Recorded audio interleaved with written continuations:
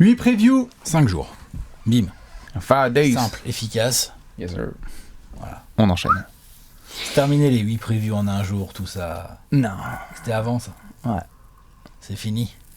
Je sais pas si on peut faire le hashtag c'était mieux avant. On peut toujours le tenter, mais est-ce que c'est vraiment vrai? Vous pouvez retrouver l'avis de Léonce en commentaire. Voilà.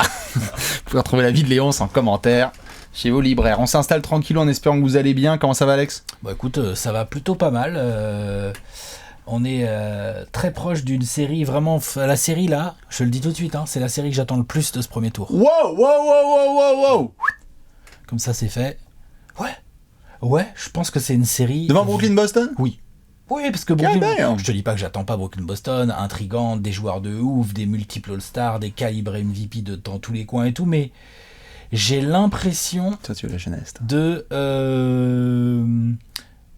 pas d'avoir déjà vu la série Brooklyn-Boston, parce que je sais pas ce qu'il va y avoir dedans, mais c'est des affrontements qu'on retrouve et tout. Là, Ah, c'est frais, hein.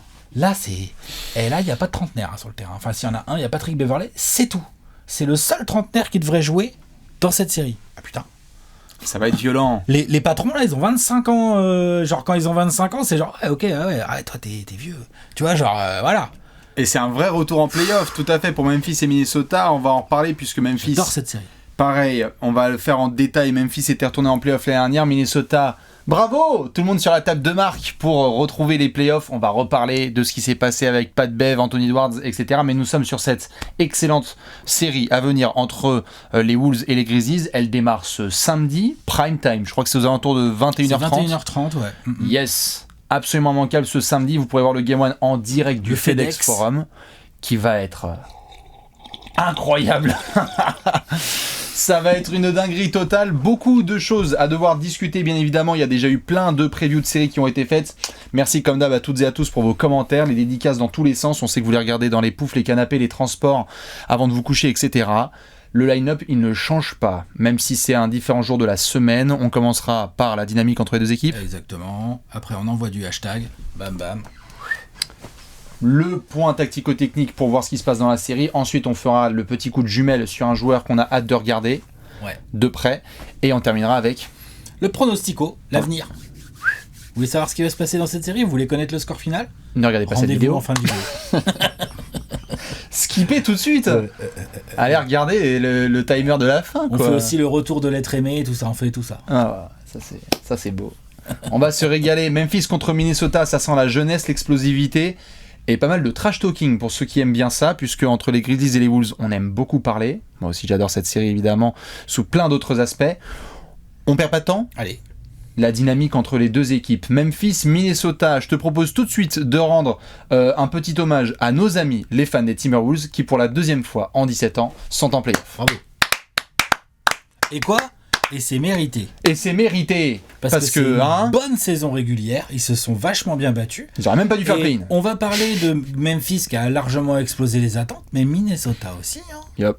Vraiment. Bien sûr. On se posait la question pendant les previews, est-ce que le travail entamé qu'on avait vu de positif sur la fin de saison d'avant allait payer? Est-ce que Chris Finch allait réussir à mettre ce jeune groupe dans les rails et dans la continuité de ce qu'on avait vu dans la fin de saison d'avant? Bah oui.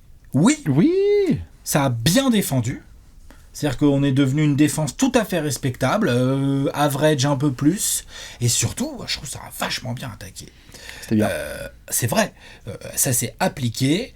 Karl Anthony Towns donc a très très bien shooté tout au long de la saison, est le meilleur scoreur de l'équipe à quasiment 25 points par match. All-Star. À côté de ça, il a le sophomore Anthony Edwards.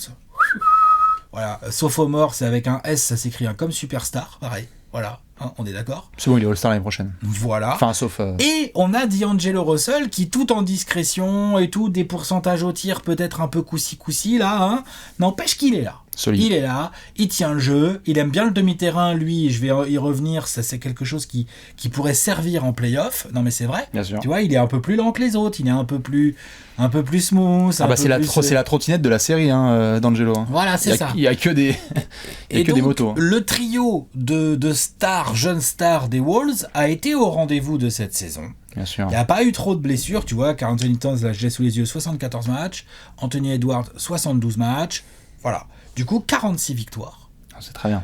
Top 10, 8e offensive rating et 13e defensive rating. Donc c'est une saison globalement vachement intéressante. On a vu de la bonne défense, on a vu des matchs pas si simples que ça à gagner, on a vu des comebacks. Non, on a vu des Wolves franchement cool à regarder. Tout à fait. Kiffé, moi. Et quelque part, ils auraient même pas dû être dans le play-in tournament parce que l'écart était tel avec le reste. Ils étaient plus proches de Denver que des Clippers. Ça, on a suffisamment débattu. C'était un 7e, mais du top 6. Ils sont même plus proches de Memphis, en fait, presque limite. Tout à fait. La saison est hyper solide. On a eu évidemment certains apports qui étaient chouettes, des ajustements, parce que c'est limite si on a l'impression que c'était il y a 2 ans, les 30 prévus en 30 jours, où on est obligé de la retourner parce qu'il y a Gerson Rosas qui bouge, où on a du changement dans tous les sens, où on ne sait pas si Jaden McDaniels est si intouchable que ça. Après, t'as Vanderbilt qui rentre en jeu aussi et qui va prendre une place prépondérante dans l'efficacité défensive de Minnesota. Comment ne pas parler de l'impact de Pat Beverley, évidemment, qui aura été dans le ou un des meilleurs 5 majeurs. C'était un des points d'honneur des fans des Wolves cette saison, qu'ils avaient un des meilleurs 5 majeurs qui existaient. C'est vrai que l'impact était énorme de ce quintet d'entrée. Malik Beasley, dont on s'est souvent foutu de la gueule, mais qui fait une saison historique à 3 points. Je suis à trouver un rôle. Tout à fait. Carte blanche et vas-y, dégaine comme un salaud. Ouais. Et dégaine comme un salaud. Ça s'appelle pétard ambulant en sortie de banc. Ça s'appelle. Et ben n'empêche que. Tout à fait. Avec les McLaughlin, avec les Nasrid, ils ont. Tu vois le Williams. Tu vois Jamal Crawford. Ah ouais, Idiao, c'est. Tu vois, voilà. Vas-y. Et Eric Gordon, Houston. Ouais. C'est ça. Tu bombardes à 3 points, tu vas nous faire la meilleure saison de l'histoire des Wolves à distance. Ils ont d'ailleurs été très bons à 3 points. Les Wolves sont l'équipe qui prend le plus de 3 points de toute la ligue cette saison. Ils ont été historiquement bons. Pourcentage quasiment 36%, donc c'est genre 12e, 13e, enfin c'est bien quoi. Je laisserai les fans des Wolves me confirmer, mais je crois que j'avais vu passer en toute fin de saison qu'ils étaient quasiment... Enfin, ils sont pas très très loin des standards des extraordinaires Rockets de Mike D'Antoni, où en termes de pourcentage à 3 points et volume par pris... rapport au volume, c'est magnifique. C'était très fort. Donc Minnesota, parfait. Et puis tu termines en termes de dynamique avec ce match très attendu, ambiance complètement folle au Target. C'était une finale de conférence pour eux. Ça rigolait pas là, il y avait du loup. Il y avait beaucoup de gens qui étaient là pour aboyer derrière les Wolves face aux Clippers. On a eu un peu peur dans le 4e quart-temps. On a eu très peur parce qu'on a vu Karl Anthony Towns faire n'importe quoi. Attends, sortons les termes. Bien sûr. Ce match de play-in de Karl Anthony Towns est nul. Mais avec un grand N. Tout à fait. Mais il s'est fait sauver, donc tant mieux. Et à il va avoir l'opportunité de montrer mieux. Tout à fait. Et à l'image de la saison des Wolves, c'est un groupe, c'est pas un homme. Tout à fait. Et donc ils se sont bien rattrapés dans le 4e quart-temps en faisant une spéciale pour les Clippers, c'est de leur remonter au score. Parce que les McDaniels, les Vanderbilt, les Nasrid, ils font le taf. Ça a bien fait le travail. C'est vrai. Anthony Edwards, superstar comme tu le disais dans le finish, Pat Beverley qui va aller trash-talker Steve Ballmer, Paul George et toute la compagnie. Et donc, Cotillon, we are the champion. Et en effet, peut-être pour certains, moi ça m'a fait rire les réactions qui ont eu lieu sur cette qualification, mais il faut comprendre les fans des Wolves. Pour eux, c'est quelque chose d'à la fois de libératoire et d'historique. Et ils ont le droit de célébrer comme ils veulent les types. Mais bien sûr. Laissons-les. Je vois pas où est le problème en fait. Parce que certains sont mariés en disant oh tu te qualifies pour le play-in, tu sors les cotillons. Et alors je m'en tape. Ils sont contents. Ouais. Puis ils vont se booster. Puis ça se trouve ils vont aller beaucoup plus loin que ça. On n'en sait rien, ça se trouve les cotillons on va les avoir encore pas mal de fois. Peut-être. Non, ils ont le droit d'être contents. Moi je trouve ça très bien, je trouve ça très positif. Ouais. Ça montre beaucoup d'énergie positive autour des Wolves quoi. Pour une fois. Putain ça faisait longtemps hein. Ouais. Donc bon. Laissons-les quoi. Qui font. Ouais, grave, je suis d'accord. Qui font. Et donc ça pour les Wolves, on est prêt et on va démarrer la série à Memphis, dont on doit parler de la dynamique. Parce que FedEx Forum, c'est une terre hostile le truc. Et il y a un gros problème de gravité à Memphis. Il y a un problème de gravité, ça c'est sûr et certain, parce que on parle souvent de Ja Morant, mais Brandon Clark, Jaren Jackson, d'Anthony Melton. D'Anthony Melton, il était pas comme ça, Phoenix. Qu'est-ce qu'ils lui font manger là-bas là? Ils lui font manger quoi? Des gros one comme ça, des gros putbacks. Qu'est-ce qu'ils lui ont fait bouffer? Des posters de zinzin. Voilà, Ja Morant, pour moi c'est le MIP cette saison. Le mec, il a vraiment montré une progression incroyable. Il est devenu All-Star. Il n'est pas le seul à être devenu All-Star cette saison, mais alors lui il l'a fait pas n'importe comment. Ce qui est incroyable, ce qui est magnifique dans cette équipe de Memphis, c'est qu'elle a joué 22 matchs sans Ja Morant, elle en a gagné 20. Ouais, ça c'était 22 ou un truc comme ça. 22 je crois. Ouais. Je crois. Ouais, c'est un truc comme ça. C'est la stat que j'ai trouvé. Faudrait vérifier. Sur la fin de saison, c'est ça, c'est la stat la plus importante. Mais c'est ça. Genre, ça a battu Phoenix et tout. Enfin, battre Phoenix, c'est dur cette année, mais sans Ja Morant, moi j'étais là, genre, ok, tant mieux. Et puis pas de 2 points. Non, ils ont battu. Genre Aldama et tout le de fond. Ils ont battu. Le groupe est incroyable. Ouais. Desmond Bane, magnifique saison. On parle pas, évidemment, on parle beaucoup de par exemple de Taylor Jenkins, le coach, qui, à mon sens, peut tout à fait être coach de l'année, même si ça me mettrait le seum, parce que quand même, Monty Williams, merde, mais pchaf, le mec fait une saison de grand malade mental. Pour moi, ça doit revenir à Monty. Parce que 64 wins, il faut arrêter de déconner un moment.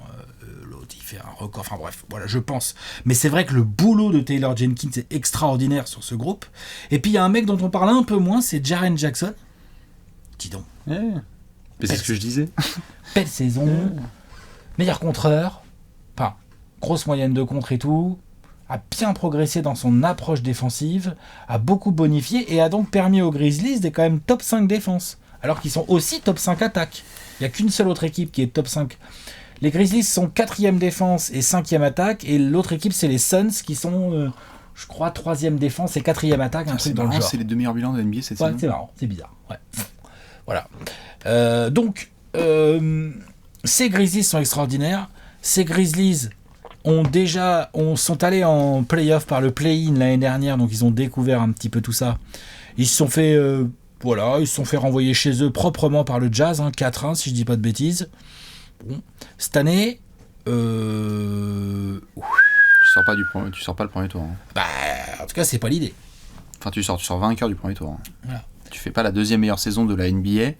Et en plus, tu parles d'efficacité et tout, mais sur l'échelle du kiff, les Grizzlies, ils ont fait quoi cette saison? C'était l'équipe la plus cool à regarder.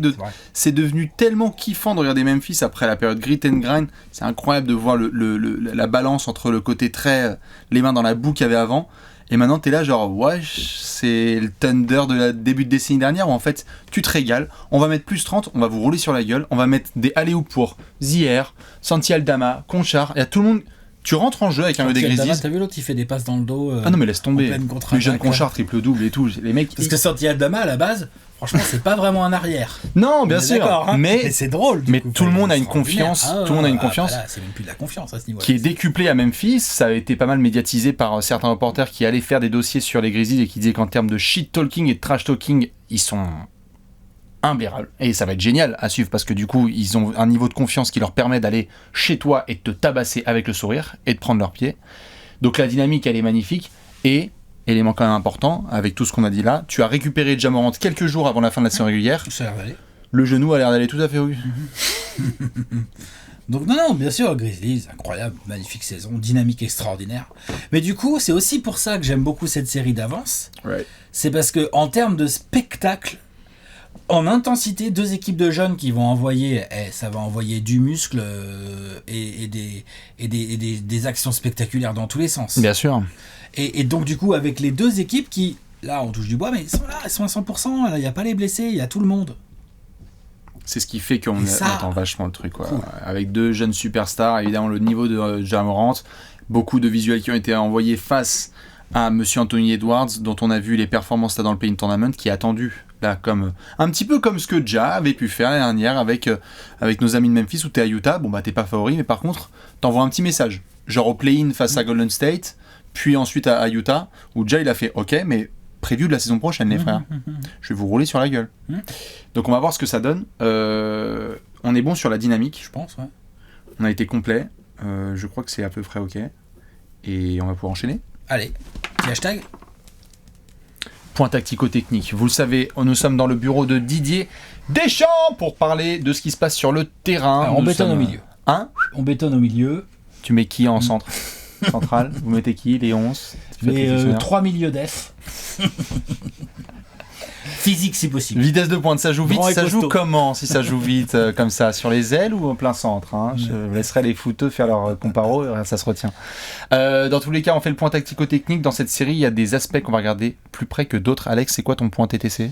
C'est le tempo.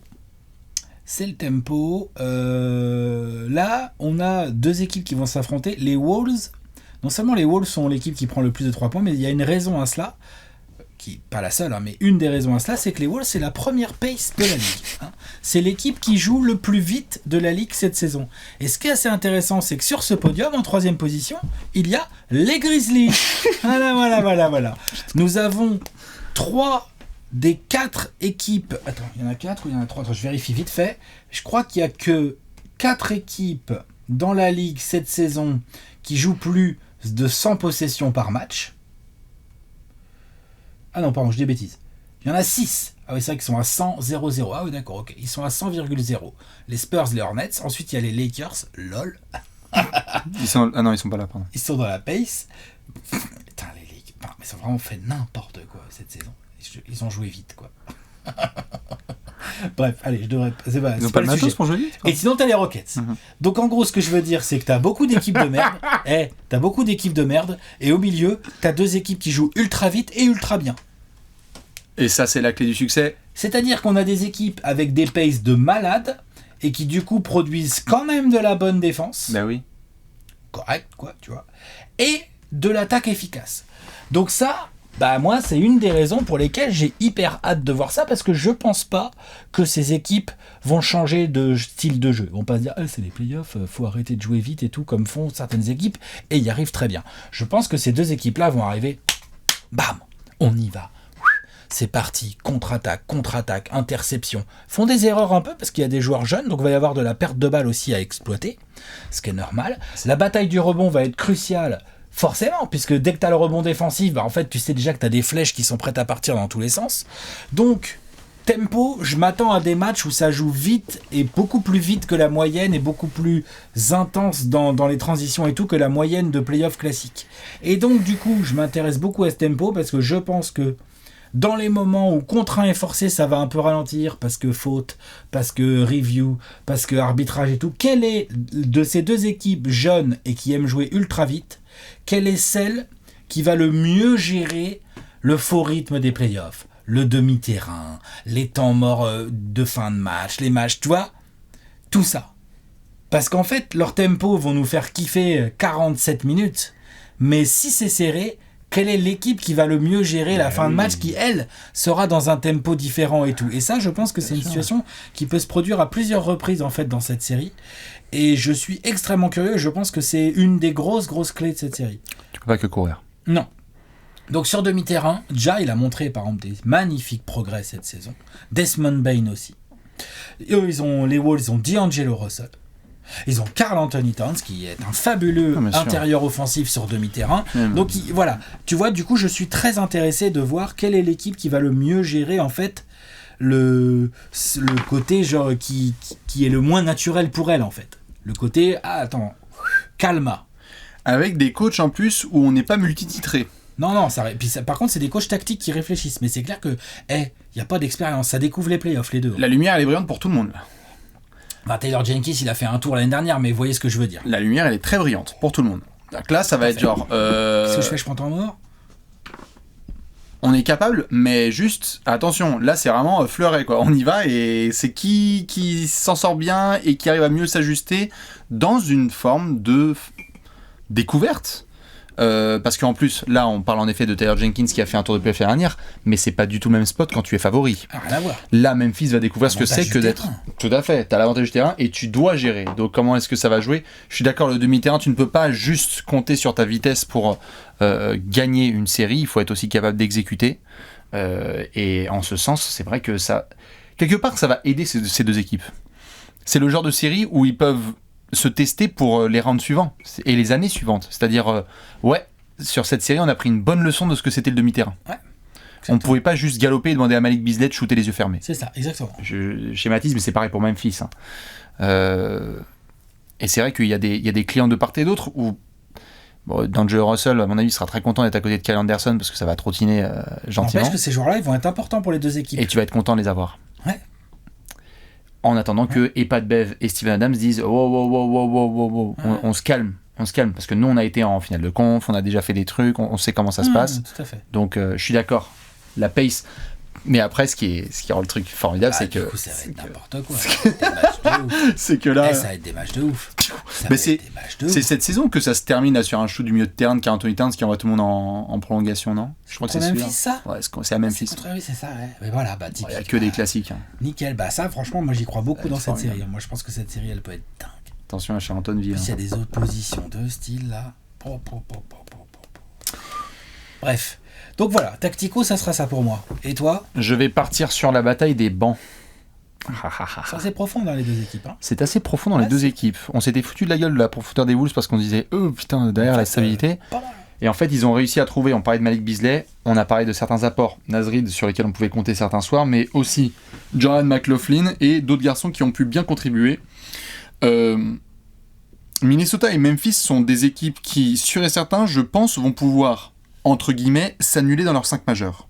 C'est-à-dire que la production intrinsèque du 5 majeur de Memphis va être très bonne, mais Minnesota peut la regarder droit dans les yeux. Large, oui, bien sûr. Et même inversement. Ouais. Je veux dire, Minnesota peut être très très fort en production numérique dans son 5 majeur, et regarder en face, et Memphis dit, on a bien équilibré notre production, donc peut-être que c'était pas aussi clair que ça en début de série, où on pensait que D'Angelo, Kat et Edwards étaient meilleurs que Jaren Jackson, Ja Morant, Desmond Bane, pour les citer par exemple, ou Dillon Brooks, mais en fait tu regardes numériquement, et putain merde, Desmond Bane, Dillon Brooks et Ja Morant, ils sont à quasi 60 points à 3, quoi, tu vois, ou quelque chose comme ça.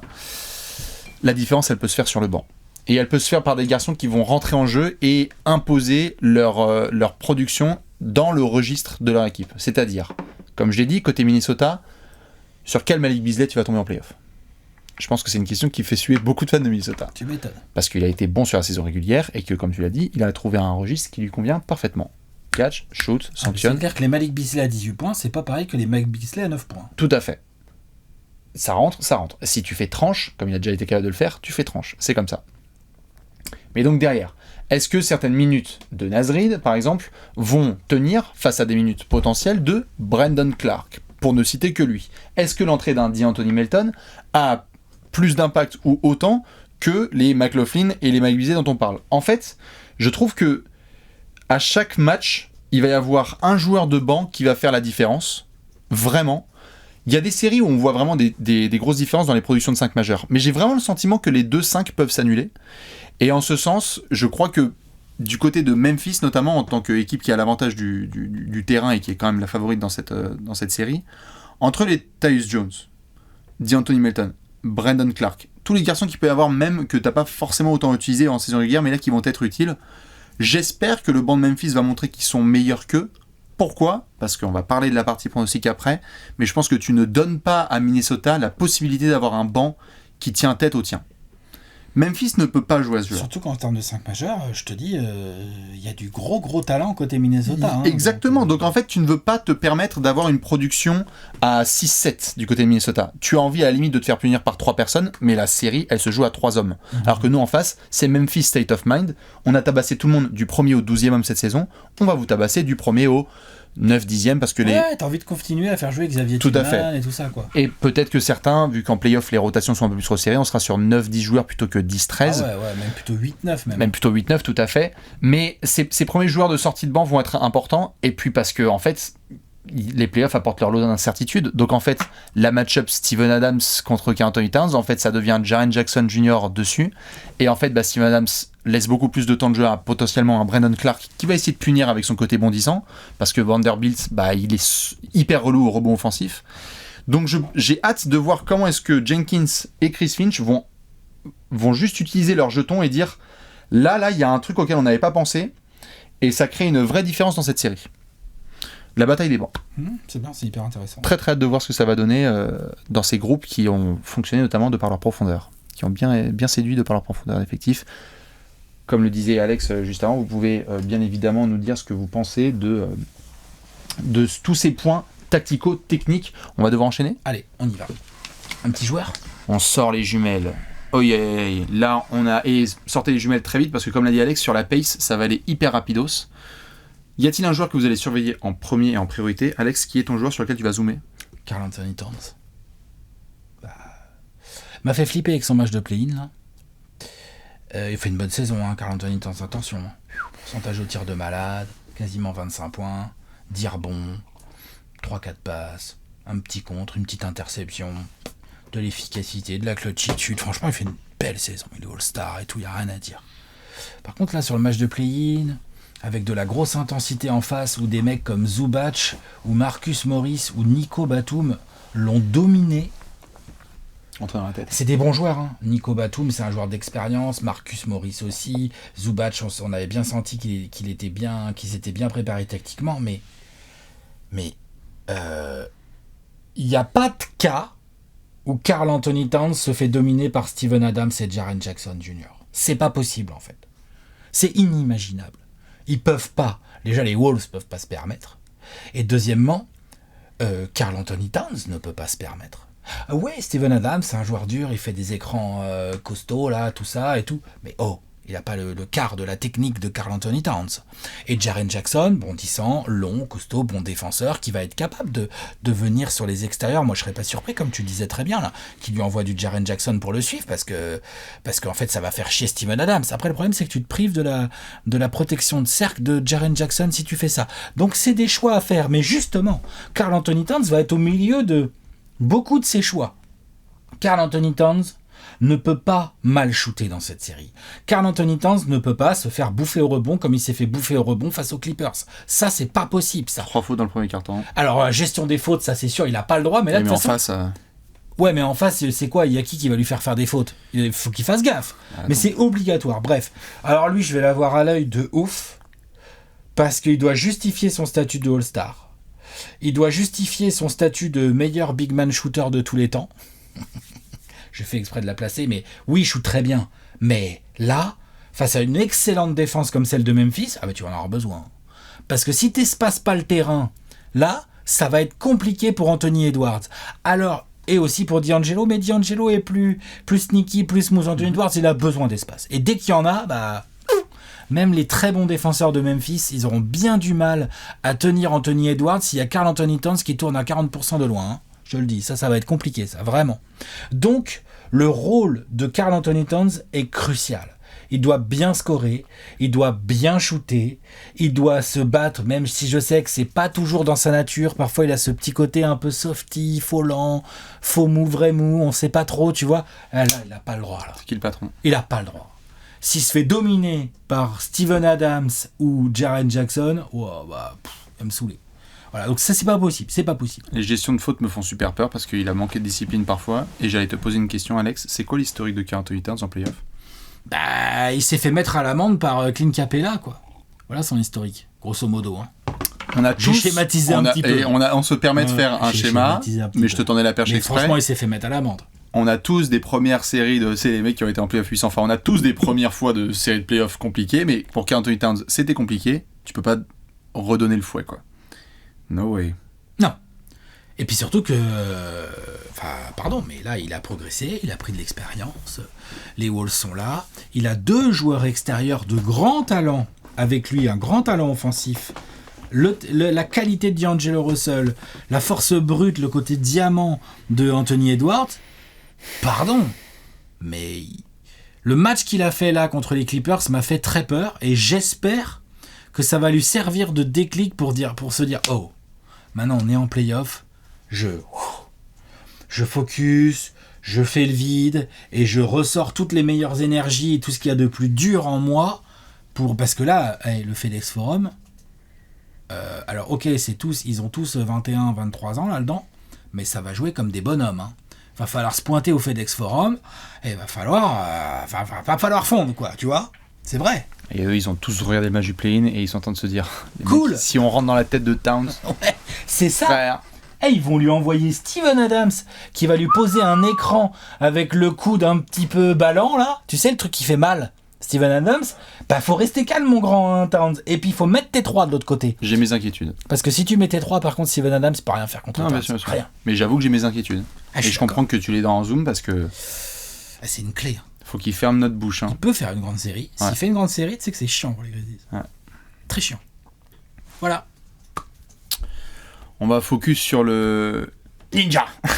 Je vais partir sur Ja Morant, évidemment, pour plein de raisons. Bon, déjà parce que je vais regarder Ja Morant à domicile, en play-off, pour la première fois d'une série où il est vraiment dominant, où il doit éclater tout le monde, où il a été extraordinaire. Toute la scène est faite pour lui, là. Bienvenue chez Patrick Beverley. On est parti pour avoir une semaine, 10 jours, 2 semaines d'une série où Patrick Beverley sait... qu'est-ce que tu fais, Ja Morant? Je croyais que t'étais bon. Je croyais que tu sautais haut. Je suis là. T'as pas fait ton lacet, Ja Morant? On est parti pour 2 semaines. Au moment où on est en train de tourner, Pat Beverley, il est en train de préparer tous ses vices possibles et imaginables. Ma grande question, où se situe Ja Morant? On a vu des garçons dans l'histoire de la NBA qui ont vu Patrick Beverley arriver et qui ont fait ok, ouais, t'es relou, mais en fait, t'es pas bon. tais-toi. T'es pas très bon. En fait. T'es pas très bon et en fait, je te mets dans ma poche. Donc, vrai, la catégorie des You Know Who I Am, Kevin Durant. Donc, les Clippers ont dit t'as vu, on a mis pas de Beverley sur lui, il a pas shooté. Match d'après, il en mettait 50, il disait ferme ta gueule. On a eu LeBron qui a fait pareil. Je ne dis pas que Ja Morant est dans cette discussion-là, je dis juste, on sait très bien d'entrée quel va être le travail de Patrick Beverley. Rendre la vie la plus insupportable possible pour une jeune superstar qui est on the rise sur la planète basket. Et Jamal Murray aussi, je crois qu'il aura bien expliqué la vie du côté de quand il était aux Clippers. Tout à fait. Patrick Beverley, je crois que Jamal Murray lui a bien fait genre tais-toi. Ça fait partie de la catégorie des grands garçons. Et je pense que Ja Morant en fait partie, mais donc... Mais il faut le faire. Je parle pas forcément de l'histoire de le regarder jouer pour le côté spectaculaire. Oui, Ja va avoir quelques actions qui vont être top 10 et on va être là genre oh my goodness, encore une contre-attaque avec un moulin à vent et un contre au-dessus de l'horloge des 24. Pas de problème. Mais tu sais déjà que Minnesota a son arme. Et c'est une arme qui est peut-être pas très efficace pour certains, mais c'est une arme qu'ils vont utiliser à souhait et à l'abus. C'est d'envoyer Patrick Beverley de la première à la dernière minute pour le saouler. Il va y avoir une béquille. Les fans de Memphis et les joueurs de Memphis vont devoir tenir face à ça. Si vous voulez, allez demander aux fans du Thunder. Il n'aura pas fait exprès, la béquille. Allez demander aux fans du Thunder ce qui s'est passé avec Westbrook par le passé. Pat Bev rentre dans ta tête, te fait chier, balance des déclats. Et qui est Ja Morant? Est-ce que Ja Morant, c'est un garçon qui en fait voit Patrick Beverley et qui dit « Non mais c'était drôle, on s'est embrouillé, Dion Brooks t'a mis un coup de boule, et en fait, parce qu'attention, fort probable. » Il y a des... Non, mais là, cette série, c'est...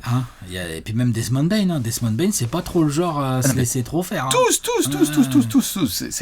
Et Anthony Edwards et compagnie, là, en face, c'est des malades également. Mais donc, Ja Morant, je veux voir ce qui se passe. Parce que là, la scène, elle est très claire. C'est ton équipe qui est favorite. Tu vas être à domicile. Mais ils aimeraient bien en face faire durer un peu la série, que ce soit assez surprenant. C'est-à-dire, Anthony Edwards, il arrive et il dit, tu sais que moi aussi, en fait, je suis un pète de choix de draft et en fait, je suis le garçon qui va exploser la Minnesota et je tiens tête avec toi. Ou pas, on va voir. Mais donc, Ja Morant, on y est. L'année dernière, on a eu l'émergence, play-in, Golden State, première série contre Utah. Là, tu es dans la cour des grands, deuxième meilleure équipe de NBA. C'est toi qu'on attend. Et je pense que c'est lui qui doit montrer la voie. J'adore les autres garçons de Memphis, mais celui qui doit dicter le ton et qui doit donner le rythme, le patron, c'est le leader. C'est lui. Donc en fonction de comment il va réagir face aux antics de Patrick Beverley, face aux galères qu'il peut y avoir, tout le Tennessee va le suivre. Et donc j'en reviens à ce que tu mentionnais, c'est que quand tu as un Karl Anthony Towns qui commence à un peu transpirer, qui a 2 fautes dans le premier quart, et on vient de démarrer le deuxième, est-ce que Ja Morant, tu vas ligne de fond pour aller, tu vois, essayer de lui postériser lui et la terre entière. Et la terre entière. Et du coup, si tu as cette intelligence-là, tu fais sortir Karl Anthony Towns. Il faut avoir ce côté-là. Ja peut l'avoir. Là, il va pas falloir hésiter parce que je sais pas quel va être l'over-under d'embrouille avec Patrick Beverley, mais il va être très élevé. J'attends cette match-up. Tout le monde sait déjà que ça va être Pat Bev contre Ja Morant. Bien sûr. Comment tu réagis face à une peste? Ouais, tout à fait. Ne donne pas à Pat Beverley la possibilité d'en faire une série, en fait. Montre que c'est juste une nuisance. Que c'est un mec qui en fait est à 2 points, 4 rebonds, 3 passages en force, 4 engueulades et une faute technique. No more. Karl Anthony Towns, Ja Morant, dites-nous qui vous allez surveiller de très très près. On va devoir... J'adore cette série. Ah, toi t'es fan, hein. Ouais, moi aussi. Mais on va devoir finir avec un pronostic parce que sur ce genre de ton, vous savez ce qui se passe avec Alex. Est-ce qu'on est sur un sweep ou pas? Dites-nous, vous, quel est votre pronostic, il famoso pronostico sur cette série entre Grizzlies et Timberwolves dont le Game 1 démarre ce samedi à 21h30. Alex, tu connais le classique. The floor is yours.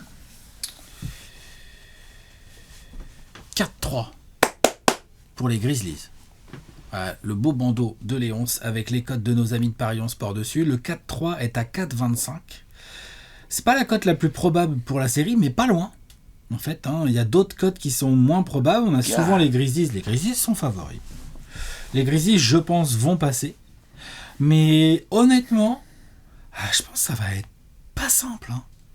Parce que on l'a vu contre les Clippers. Alors, Clippers, Grizzlies n'ont rien à voir en termes de style de jeu et d'équipe. Mais même avec un Karl Anthony Towns dégueu, les Wolves déjà, 1, ils ont gagné. Et 2, ils sont restés très compétitifs. Ça, c'est plutôt relou de voir Karl Anthony Towns comme ça. Par contre, c'est une bonne nouvelle pour les Wolves.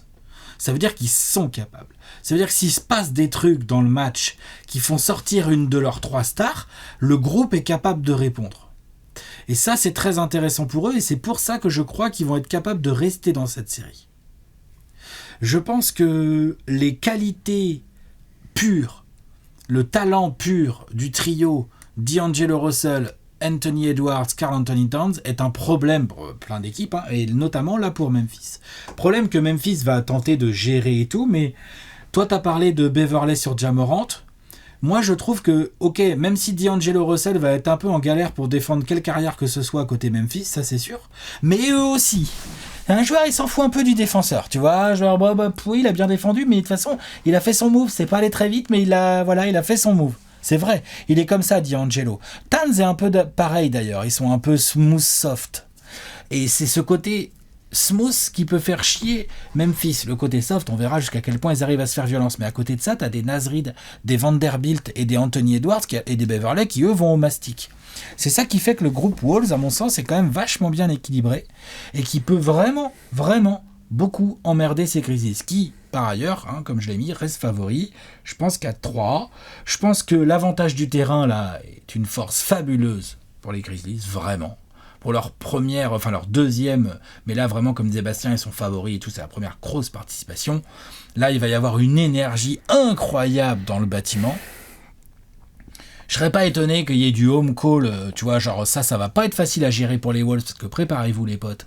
Mais là, dans le FedEx Forum, de temps en temps, t'entendras pas le coup de sifflet de l'arbitre, mais t'inquiète pas, il y aura faute d'un loup, ça c'est sûr et certain, et il y aura un ours sur la ligne des lancers, soyez pas inquiets. Je pense qu'aussi qu'il y a quand même 10 victoires d'écart entre les deux équipes sur la saison régulière, c'est quand même pas rien.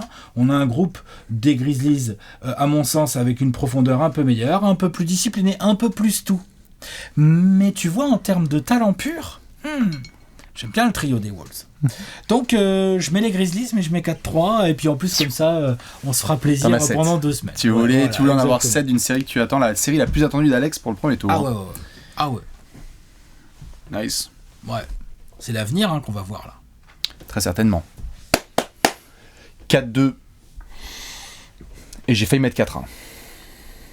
4-2, il y a le bandeau, cote à 4,75, tu vois, elle est moins probable, entre guillemets, que la mienne. C'est tout marrant, à fait, ouais. Parce que ça finit à l'extérieur, quoi. C'est ça. J'en profite pour rappeler, évidemment, de ne pas faire les bolos. Bien sûr. Voilà. Misez sur les loups, misez sur les Grizzlies, mais misez que de l'argent, vous pouvez vous permettre de perdre. C'est ça que tu allais dire ? Exactement. C'est bien. 4-2 et j'ai failli mettre 4-1. Et pourquoi je dis ça ? Parce que malgré tout le talent que peut avoir Minnesota, il y a aussi eu, en fait, il y a eu beaucoup de moments où Minnesota m'a montré des périodes longues de gestion du jeu où tu sens vraiment que c'est des enfants. Alors qu'en face aussi, ce sont des enfants, mais beaucoup plus disciplinés. Je trouve que Memphis, sur une durée de match de 48 minutes, est capable d'enchaîner beaucoup plus de runs et de possessions consécutives de qualité des deux côtés du terrain par rapport à Minnesota qui parfois peut faire très très haut et très très bas. Et dans une série de playoffs un peu longue, j'ai l'impression que ça va faire la différence et que Memphis va forcément construire là-dessus. Et sur la durée d'un match, va pouvoir caser différents runs de manière régulière pour que en fait, Minnesota, tu leur mettes la pression. Là, il faut revenir. Maintenant, tu t'es pris un 10-0, faut caser ton run maintenant. Parce que sinon, si c'est pas 10, on va prendre 12, puis 14, puis 16, puis 18 points d'avance. Ils ont ce côté 2 pieds sur l'accélérateur, Memphis, qui les a rendus très difficilement jouables depuis le mois d'octobre. Et ce qui fait que je pense que dans la trame d'une série pareille, je les vois démarrer extrêmement fort en fait à domicile. Je serais étonné même que Minnesota en prenne un des deux, mais courage à Minnesota, et s'ils en prennent un des deux au FedEx, c'est une performance de malade. Lorsque tu retournes dans le Minnesota, pas étonné qu'il y ait un 3-1, et après soit tu finis à maison, soit tu as fait une erreur et tu finis là-bas. Je pense qu'il n'y a pas de scénario à titre personnel dans lequel il y en a 7. Dommage, parce que j'aimerais bien qu'en effet une série comme ça puisse durer longtemps, mais le niveau global de jeu de Memphis me semble nettement supérieur à celui de Minnesota. Limite, dans ce cas-là, je crois plus au 4-1, moi. Dans ton scénar, je crois plus au 4-1 qu'au 4-2. Et c'est pour ça que j'hésitais à mettre 4-2 ou 4-1, mais en fait, je me suis dit, un des éléments dont on avait parlé pendant le Free Flow Science-Fiction, où de tous ces garçons-là, et certains l'ont vu pendant le Playing Tournament, on en avait parlé pendant le Free Flow, donc j'étais bien content, c'est que Anthony Edwards peut débarquer dans cette série et dire « Je vous adore, mais ce soir, c'est moi. » Il a tout le talent et la scène est parfaitement construite pour lui pour qu'il puisse avoir un ou deux moments jordanesque, puisqu'il y en a plein qui aiment faire ces comparaisons entre MJ, Anthony Edwards, etc. Oui, c'est normal, ils aiment bien, c'est un running gag parce que c'est parce qu'il est construit. Sur Dwayne Wade, oui, mais tu vois, il aime bien avoir ce côté un peu. Et donc, il y a peut-être un ou deux moments comme ça où Ja Morant, tout le Tennessee, Elvis, tu mets qui tu veux en face, mais en fait, Anthony Edwards, il prend la balle, il dit genre, voilà, et les Clippers, ils pouvaient mettre des vétérans, et tu sais qu'il a mis Robert Covington et tous les garçons en face, il les a fait passer pour des enfants.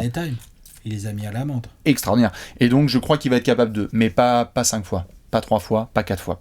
Ils sortent 4-2. Tout à fait, mais ils sortent 4-2. Et j'ai mes réserves sur Karl Anthony Towns sur une série comme ça. J'espère qu'ils vont me faire mentir. Dans tous les cas, 4-2 pour Bibi. Et Alex, tu as dit 4-3. 4-3, Grizzlies. Donc on met tous les deux Grizzlies. Hein. D'une série qu'on a très hâte de regarder. Dites-nous, vous. Je crois que pour l'instant, on a mis que les mêmes équipes qui gagnent les séries pour l'instant, je crois. Pour l'instant. Ouais, c'est vrai. Je crois. Hein. T'as mis, ouais. Fait quoi, Bucks, oui. Qu'est-ce qu'on a fait d'autre? Je sais plus. Les Bucks, on les Warriors, a fait. oui. Warriors, oui. Non, on est bon. Hein. Ouais, c'est ça pour l'instant, ouais. Pour l'instant. On va voir. On va voir s'il y a des previews qui vont tomber sur lesquels on ne sera pas d'accord sur l'équipe qui va accéder au second tour. Dites-nous, vous, quel est votre pronostic. On vous attend dans les commentaires. Fan des Wolves, fan des Grizzlies, profitez bien de cette série. Ça va être incroyable. Trash Talking maximal. On se retrouve dans une autre preview sur la chaîne YouTube Trash Talk. Des bisous. Ciao.